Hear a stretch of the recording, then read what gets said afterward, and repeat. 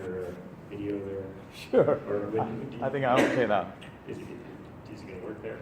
You can check it. I'll double check it for you. So without further ado, he's going to be talking about taking innovations to product realities using NAV principles or NAV principles. Yeah. So thank you very much. You guys can come forward so we can have more close dialogue, or I'm okay if you just want to spread it around. But my name is Sandeep Bide, as was introduced, and I want to see where my control is. Yes. So what I'm going to Down, it almost was like the down. is up. Yeah, down is up. There you go. So what I'm going to talk here are real experiences. So this is no theory. I have lived through these experiences, and so I do want to talk about something that and then share that with you. So these are, as I mentioned, is all personal experiences and realities that I have taken product innovations all the way through realizing these products. So I think innovation has been, if you go on the web, these are pictures stolen from the web. Innovation is everything from leadership to teamwork to research to progress. And while that is true, I'm going to bring some of my own perspectives. Primarily, it's all about new ideas, bringing them into clear solutions and having a vision in front of it. But these are something that you will see on the web described, but I'm going to bring some key points that I thought when I was doing a startup. So let me give you a little bit of background. In 2014, I had an innovative idea. I used to work for Intel at that time, and I developed, this is probably last 15 years, I had been spending time bringing innovations and bringing them to reality. And in 2013 to 2014, I took a lot of these innovations to my senior management and said, hey, this is something that I would like to turn into products. And I was not getting the kind of mileage that I would have liked. So I approached the CEO of Intel. I presented him with my vision, and I came out with a $2 million startup fund. And then I went ahead and developed close to 2 years worth of effort that has gone in. And so these are learnings from my actual experience, how to work and create small teams, small groups, small startups within a large corporation. And nothing specific about the company that I work for, but any big company has issues in terms of how fast you can move. And in spite of all that, I was able to accomplish some phenomenal magic, and that's what I wanted to share with you. The first is, innovation is really the application of better solutions to meet requirements, and specifically I highlighted unarticulated because most of the time customers don't tell you what they want. You have to look on and beyond where they might be going and look at some of the needs that they might have 2, 3, 4, 5 years from now. Get an assessment of that and plan for that for the future, and see so that by the time you are done developing the product, you're already there. So, technically you can do effective products, processes, services, technologies, business model. These should be readily available. The purpose of doing innovation is eventually being of help to somebody, solving customer problems. So the idea is that it has to be something that the world has never seen before. It has to be new enough, innovative enough, and it has to make an entry back into the market or the society. Many times it's a new invention, but many times it's not even a new invention. It is taking existing pieces and then integrating them in a unique fashion so that you can create a wow for the customer.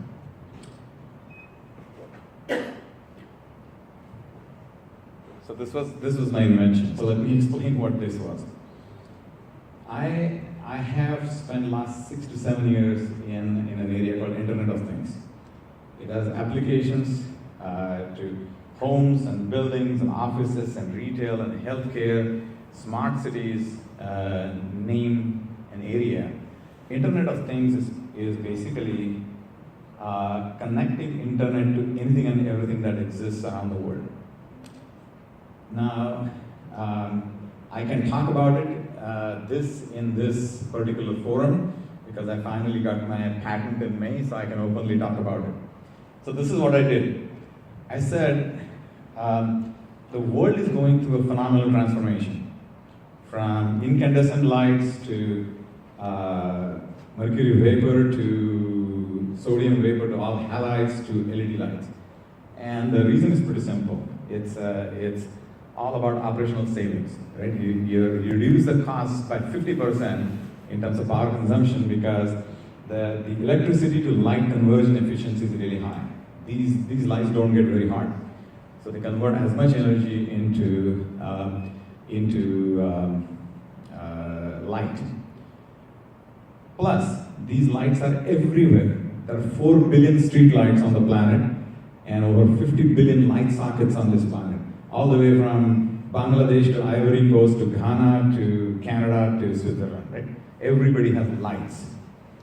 So my immediate inclination was, while this world is going through an innovation of converting all the lights in the world to LED space, why don't I turn them into IoT end nodes? So I took a regular par 30 Philips bulb that goes in your can in your kitchen, and I kept exactly the same size. I created my own LED bulb with about a dozen sensors. So those that had accelerometer, gyrus, compass, pressure, carbon monoxide, carbon dioxide, ambient light, camera, microphone, cooking gas, and a few more. I added computing, I added communication, I added operating system, I added analytics, everything into a very, very small form factor. The intention was that it is easy to use, easy to implement, easy to install. All you need is a ladder. You take the old bulb out, put the new one in every room, and your home is iodized. Same thing, you can look at retail spaces. And I implemented that into LED tube lights. I implemented that in LED street lights, fully working. It was also developed with not as a rapid prototype, but a fully functional, robustly built hardware, software, everything from sensors to processor, all the way up to the service orchestration layer, from front end, meaning from client all the way to the cloud, and in between gateways, the whole 9 yards. The other interesting thing that I did was, a lot of people ask me if I'm a technologist, and I'm not. I am a technologist, but I'm also something more. I'm first and foremost, I'm a businessman, meaning I will make sure that anything that you do or new innovation that you come up with actually is going to be sustainable business. It's going to make some money for the company. I call it BUT, business usage as technologies. The U part says you have to develop products for a user, you have to understand the usages, you have to clearly articulate user experience. And the last piece, which serves the B and U part, is the technology. So I'm a technologist, pretty well versed in probably a dozen or more technologies, but those to me are primarily the tools to serve the business and serve the user. So that's the difference. So I looked at that, and I'm going to share what helped me to propel this startup within Intel, and I'll give you some examples. So this is what I mentioned. What I created is a platform. It was a pre-configured, validated, certified platform. Had operating system, sensors, drivers, audio, video, sensor, edge processing, integrated LED driver so that I can. So LED enclosure was just an enclosure that I can use to put lots of stuff in. Well, the very fact that I put it into LED, that means I had to also take care of the LED functions, such as dimming, such as strobing, such as mood lights, or whatever Philips light does, right? Communications in terms of Bluetooth or wireless or Wi-Fi. You could have Zigbee, whatever your favorite mechanism. Running analytics and end-to-end security. Security was in fact number one when I started. And if you look at the entire IoT value chain, front end to back end, the most vulnerable part of the IoT chain is the front end. That's completely open, that you can spoof, that you can steal, because there are going to be lots of these devices, where the industry is predicting 1 trillion sensors and 50 billion devices by 2020. It's not 5, it's not 10 years, it's 3 years. So, and being able to do device management, because you are going to have hundreds and thousands of these, and then I'm not adding everything there, but mesh networking as in devices being able to talk not only front end to back, but also sideways. So devices should be able to talk with each other as well. And I made it easy enough, like a phone, so that as your needs grow, you can keep on downloading more applications. It's like pay $4.95, get applications gets loaded on your cell phone. It's similar. You get application loaded down to your IoT devices. So the three things that allowed me to go forward is I call it NAV, for nimbleness, agility, and velocity. And lots of people have innovative ideas.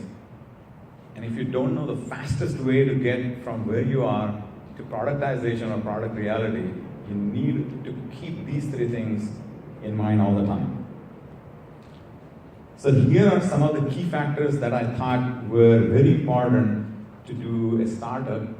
I have done startups outside, but this was specific to doing startups within a large corporation. And those are really, and I'll go into the details of each one of them. First one is leadership. Second one, having a team and organization, processes, products, communication, passion. And I could talk, since we had to fit everything in 45 minutes, I somehow deleted the rest of it as to innovation in terms of services, innovation in technologies, innovation in terms of business model. But I'm more than happy to talk with whoever and give you some of my learnings as well. So, first of all, when I took over as the CTO / general manager of this group, it was a 40 people group. 30 of them worked in India. So my idea was to do round-the-clock 24-hour development, but do it in a seamless fashion. So at both ends, we had people. It's like a baton. Every morning, the baton was given from India to US. Every evening, the baton was given from US to India. The key job of a leader is to hold the rudder. And especially people who come from engineering and technology field, they want to also paddle the boat. And you have to distinguish between paddling the boat and showing the direction.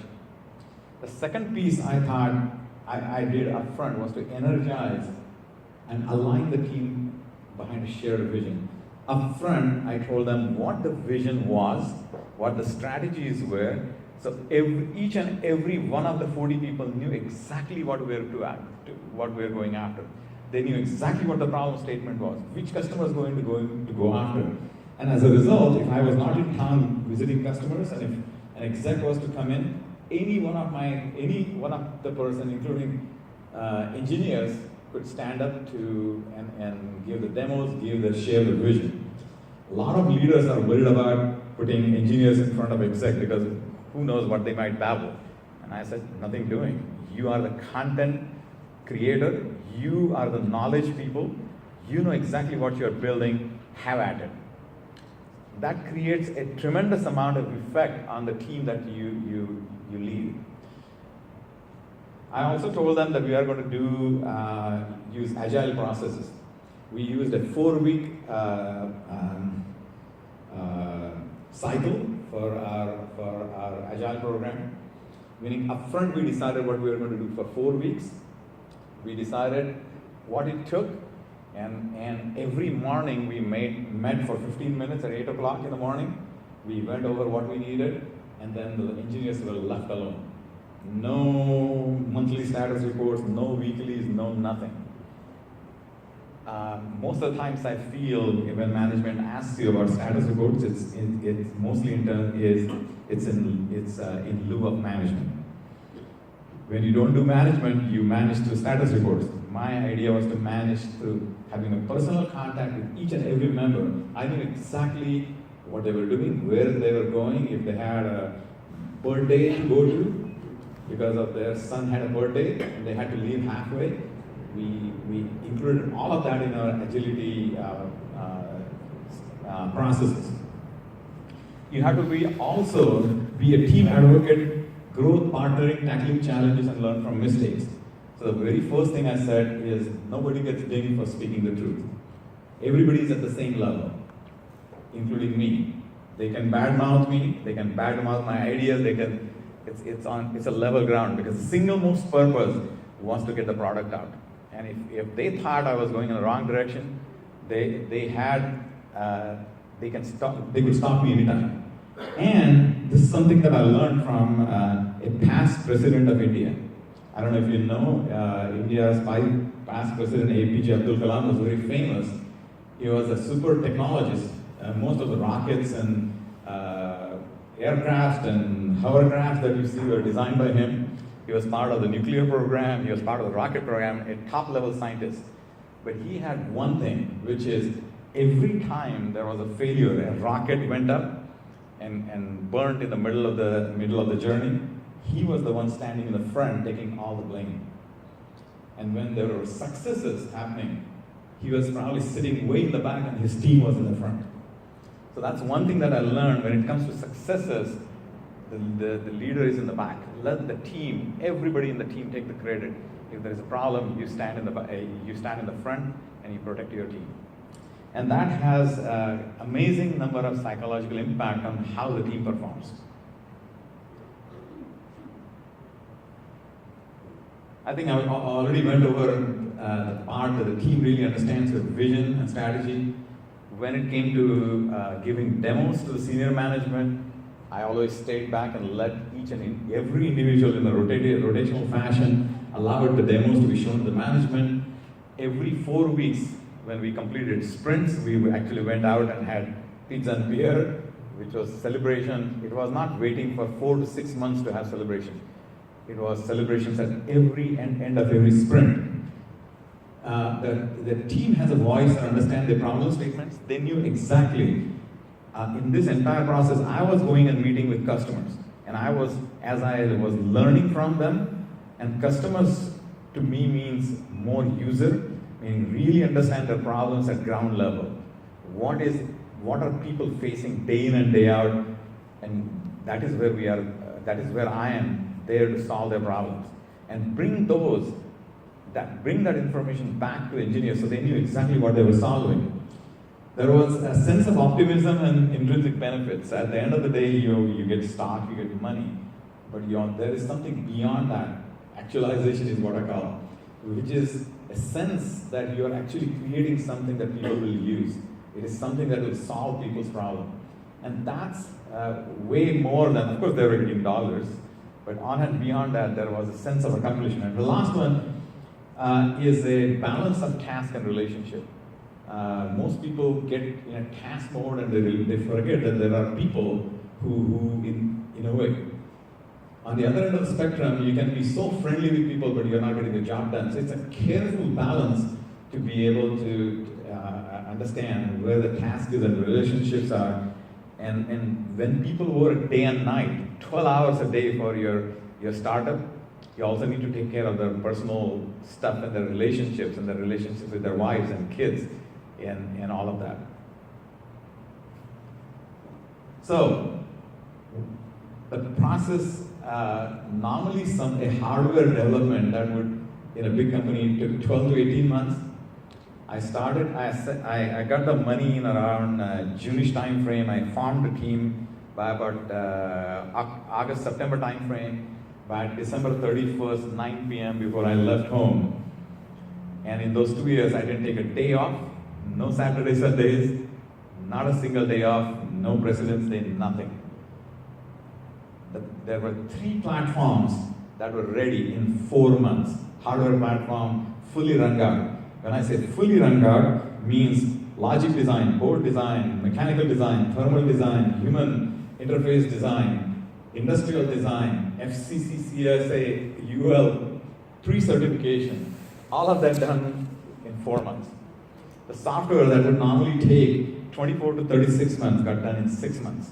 So that's why sometimes when I talk to people, I tell them, I created nothing short of magic. And it was all because how you treat teams, how you pick up teams, what processes you put in place. So that's what I'm going to continue to share with you. So teams and member selections are very important. So I'm going to give you two interesting things.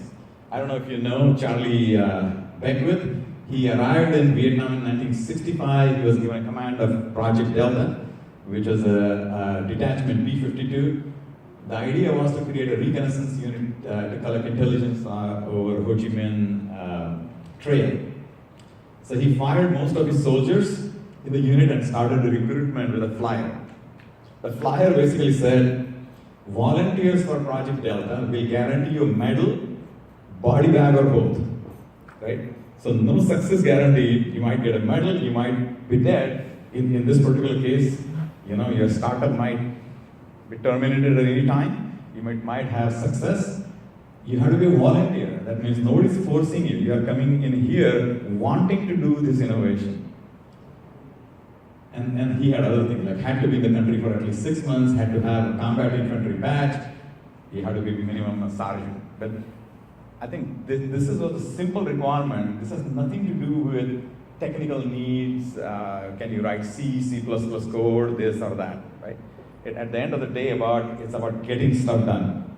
Another example, this was the guy, he led 3 British expeditions in Antarctic in 1900s.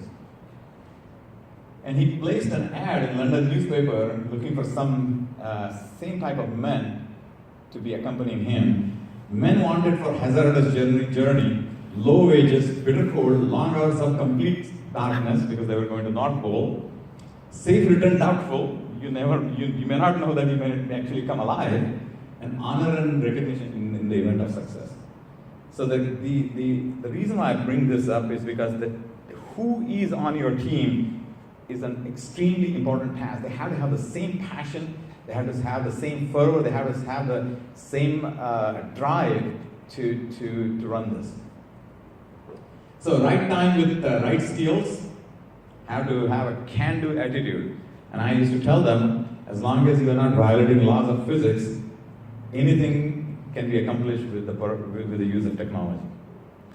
Some might be expensive, some might be unreachable.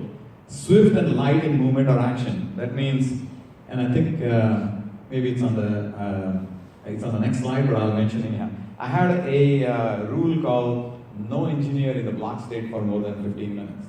So if you are an engineer doing stuff and you're stuck and you don't know what to do, all you need to do, don't spend more than 15 minutes. Call me, write me, text me, find me in the cafeteria, wherever. Catch me, we go into a room, we whiteboard the problem, we decide what likely solution there, we pin down on a solution, we go ahead and implement it. If it's a wrong solution, we correct it. If it's the right solution, we keep on marching. But this allowed swift decisions. There was no, hey, let's meet next Monday. If it's a problem, everything was urgent. Everything was met now, no more than 15 minutes. Also, being alert to changing marketing conditions. And I spent a lot of time with customers into really trying to understand what the customer's real problem was. I'll give you an example of what I mean by changing marketing conditions. I used to work with, long time ago, I was working with communication solutions. And people said, oh, a lot of these data centers and central offices have cabling problems. And the marketing guy wrote that as a requirement, and I said, have you ever been in a central office? And he had never seen. So I actually called the central office locally in Beaverton, where I live. I scheduled an hour. We actually went back into the central office. And you can see Beaverton has about, at that time, 60,000 people in Beaverton. All these cables from 60,000 people come into this building. and you had to have 4 feet thick of concrete block underneath to hold the weight of these cables, right? So unless you see that with your own eyes, you really don't know what that means. You have to be there. I also used to run a program, and maybe I'm going to repeat this later. I used to have a program called Engineering the Wire, and that time I spent a lot of my time in measurement products. So I used to take my engineer from my group. It was called Engineering the Wild. They ran in a white truck. At that time, TCI was the cable company, and they went around for 10 days, sitting in a white van. So you knew exactly what that operator was doing when he went, in the apartment complexes near the